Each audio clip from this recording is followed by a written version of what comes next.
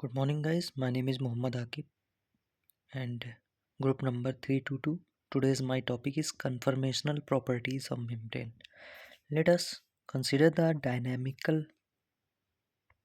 properties of membrane. A number of facts points to a high mobility of the bilayer.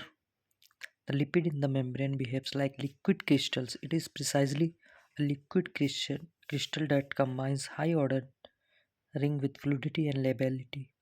This combination makes possible for membranes to perform their important functions. The liquid crystalline properties of biological membranes are determined by the fact that the lipid present in them are in the molten state at the physiological temperature. The melting temperature of a hydrocarbon is the lower, the larger is the number of double bond it contains.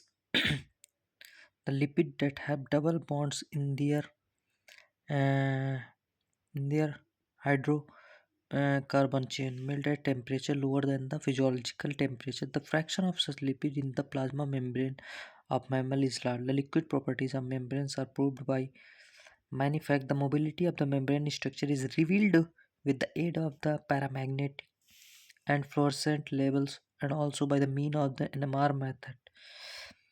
Shows the EPR spectrum of membrane labeled with nitroxyl attached to the lipid tails.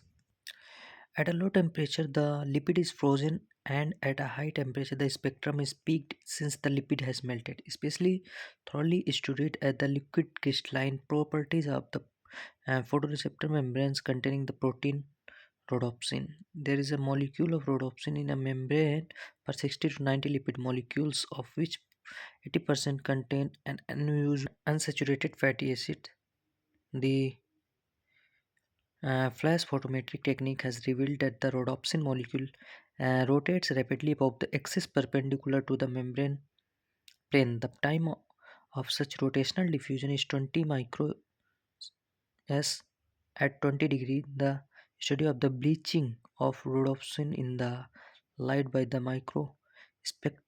spectrophotometric technique has shown that the rhodopsin in the membrane undergoes translational lateral diffusion. The diffusion coefficient is equal to 3.5 plus minus 1.5 into 10 to the power minus 9 centimeter per square point second inverse, which correspond to the viscosity from 0.1 to 0.4 Pascal.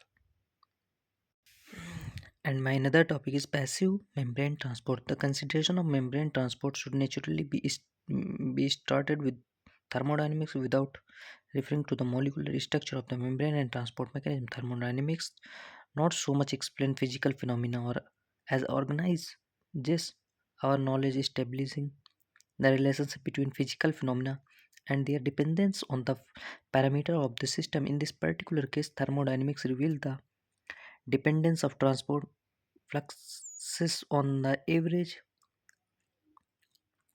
characteristics of solution and membranes. Consider the simplest model of homogeneous membrane which is in contact with two solutions. The dissip- dissipation function inside the element dx of the membrane, which is written in form of like this, where ji is the vector flux of that is component through the membrane, ui is the chemical potential indicating this expression with respect to the membrane thickness. We obtain this formula, and these are the formulas.